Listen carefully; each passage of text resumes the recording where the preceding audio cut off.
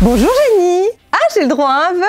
Ok. Enfin, je connais votre réputation. Je suis sûre que si je demande les cheveux longs comme Princesse Réponse, je vais me retrouver avec toute la panoplie de la séquestration par la belle-mère et enfermée dans la tour à tout jamais, donc c'est niette. Ce qui fonctionne, je le sais, je l'ai vu dans plein de films, c'est les vœux altruistes. Donc tu es prêt?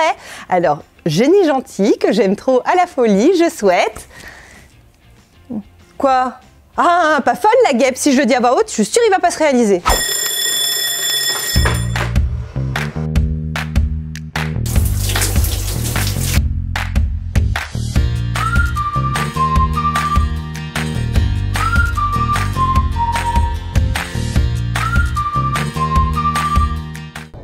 Je vis parfois la nuit et oui, je suis sujette à quelques insomnies. Donc pour ça, j'ai trouvé une parade qui m'apaise, me réconforte et limite me donne envie de me lever la nuit. Je prends mon plaid Yeti, je me faufile dans le jardin, je m'assois sur un siège et là, je reste à regarder le ciel étoilé dans la fraîcheur de la nuit. Et là, il y a deux scénarios possibles. Soit on voit ça d'une version un peu romantique, sous le ciel étoilé, c'est magnifique. Ou la version film d'horreur, elle est tout seule au milieu de son jardin, tout le monde peut l'attaquer. Donc non, la parade, c'est de mettre son siège collé à un mur, comme ça, il n'y a personne qui peut vous faire peur par derrière, pas de stress possible. Bref, tu es dans un havre de paix. Et véridique de chez Véridique, qu'est-ce qui s'est passé la dernière nuit d'insomnie que j'ai faite? J'ai vu ma première étoile filante en plein mois de mars. Et ouais, j'étais super contente parce que j'ai pu faire un vœu. Là, il y a un vrai intérêt à pas dormir. Alors quand je dis que j'ai fait un vœu, en vrai, comment ça s'est passé? J'ai vu l'étoile filante, je me suis dit chacha, c'est le bon timing, vas-y, fais un vœu, fais un vœu. Mais là, c'est pas un vœu que j'ai eu, c'en est 10 d'un coup. Donc dans ma tête, c'est parti totalement en cacahuète. Celui qui réceptionne tous les vœux du monde, le mien, il l'a mis directement en boîte spam, il a rien compris. On serait dans le film Yes Man où il y a Jim Carrey par agacement valide tous les vœux du monde. Le mien, ça donnerait je souhaite que tout le bonheur du monde ait la santé, que mon fils soit heureux sur un bateau Disney, que tous les animaux du monde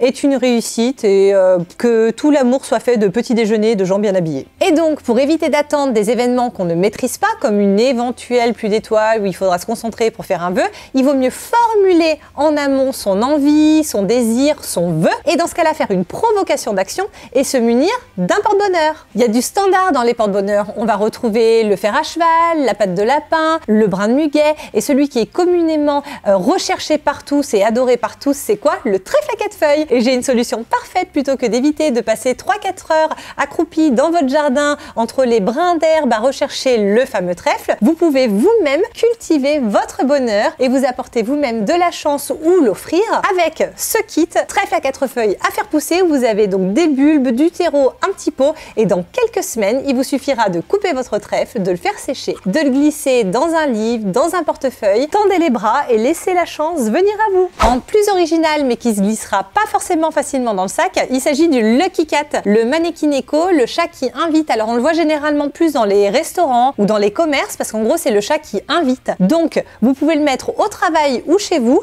vous imitez après la symbolique que vous souhaitez, mais en gros il est signe de bonheur et de prospérité. La chance, ça peut se saisir à tous les instants, mais j'aime bien quand même pouvoir la provoquer en gardant mon porte-bonheur toujours à proximité. Pour ça, je me suis trouvé un porte-clés parce que les clés, je les ai très souvent et j'aime bien parce que lui, il est sur un univers marin avec une baleine. Il indique très clairement je porte bonheur, donc j'espère qu'il va faire son job, mais après, c'est vous et l'affect que vous allez mettre dans les choses qui vous portent soi-disant bonheur. Il y en a plein qui ont par exemple un sous-vêtement fétiche. En gros, ils ont fait une action, il y a un truc positif qui s'est passé, depuis, c'est le sous-vêtement qu'il faut porter quand il y a un événement important. Mais ça peut être aussi un bijou symbolique, une pièce, n'importe quoi, du moment qu'à vous, ça vous apporte chance à un instant T. Une fois que vous êtes équipé globalement de votre porte-bonheur, vous êtes, on va dire, dans un état physique, émotionnel, énergétique très positif. Ça s'appelle un peu la loi de l'attractivité. C'est-à-dire que quand on pense mentalement très fort à quelque chose dont on a vraiment envie, on va dire que l'énergie qui va vibrer autour de vous est proportionnelle à cette envie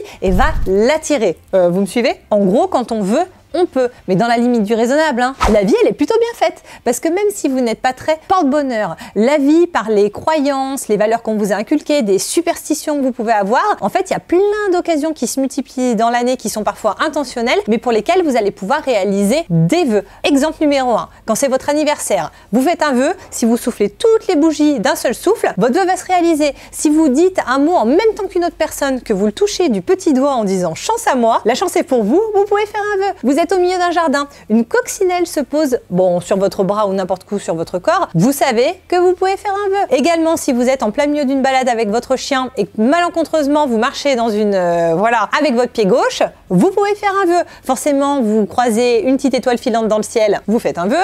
Bref, il y a plein d'occasions dans la vie qui font qu'on peut, à un moment donné, y aller. Et si, encore une fois, vous avez besoin d'accentuer ce côté chance, croisez les doigts, encore une superstition, ou équipez-vous sur votre bureau ou sur votre table de chevet de ce vase qui va croiser les doigts en permanence pour vous. Alors, je vais vous donner un petit conseil pour pouvoir réaliser un vœu dans de bonnes conditions. La première étape, ce sera déjà de faire un vœu réaliste. Et bah oui, parce qu'on va pas espérer « Oh, je souhaite me réveiller demain matin et que ce soit Noël comme quand j'avais 5 ans », quand on en a 45. Ça, c'est cuit. En second, ce sera pas de faire trop de vœux à la fois, mais de se focaliser sur un seul vœu. Bah oui, il faut pas démultiplier les chances que le vœu se réalise. En troisième, ce sera de rester positif. Et bah oui, parce que si on attaque un vœu en se disant oui, dans tous les cas ça va pas marcher, c'est sûr que ça va pas vous donner hyper envie de vous investir dans le vœu. Et en quatrième, ce sera d'oublier que vous avez fait ce vœu. Comme ça, le jour où il va se produire, bah, ce sera la chance qu'il aura fait. Si vous n'êtes pas trop inspiré, que vous vous dites tiens, quel vœu je pourrais faire, ou vous souhaitez comprendre un petit peu la logique qu'il peut avoir avec toute cette notion de vœu qu'on peut faire, je vous conseille le film Endiablé avec Brendan Fraser, où en échange de son âme avec le diable, il a le droit de faire 7 vœux. Et en fait, bah, je vais un petit peu spoiler, mais le film il date d'il y a des années, alors si vous n'êtes pas à la page, c'est pas ma faute. Mais en gros, on comprend que les vœux altruistes, c'est les vœux qui sont le mieux. Parce qu'en gros, quand on souhaite du positif aux autres, et ben par ricochet, on s'apporte du positif à soi. Ce matin, à la pompe à essence, j'ai fait un chiffre rond, donc j'ai fait un vœu d'avoir plein d'abonnés. Donc en gros, c'est votre moment d'être altruiste et de vous abonner à la page. En attendant, on reste dans l'action-réaction et je vous invite à regarder la vidéo qui suit sur le sport à la maison. Faut pas se laisser aller. En attendant, prenez toujours bien soin de vous. Je vous dis à la semaine prochaine pour un nouveau Matin Malin. Salut, salut!